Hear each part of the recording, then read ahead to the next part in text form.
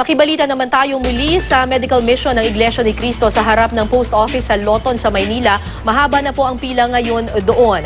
May news to go si Jay Sabale. Jay.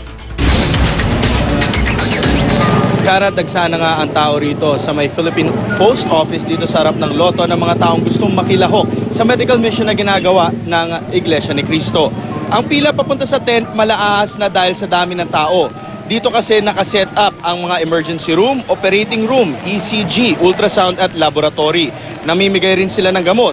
Bago pa mag-alas 9 ng umaga kanina, nasa 3,241 na ang bilang ng mga nagpapa-medical check-up at 1,580 naman ang nagpa-dental check-up. Sa isang lugar naman, gabundok na plastic ng bigas at canned goods ang makikita.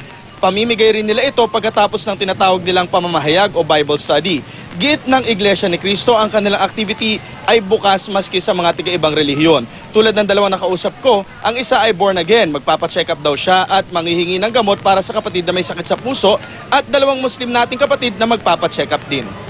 Okay naman po, kasi po para naman po sa kabutihan ng pangkalahatan yun eh. Wala naman po masama sa ginagawa nila. Di ba magpa-check up ka ng mata? Manghihingi ka ng tulong.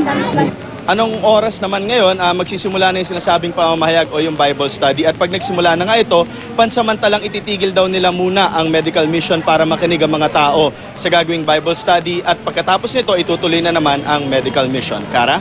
Maraming salamat, Jay Sabale.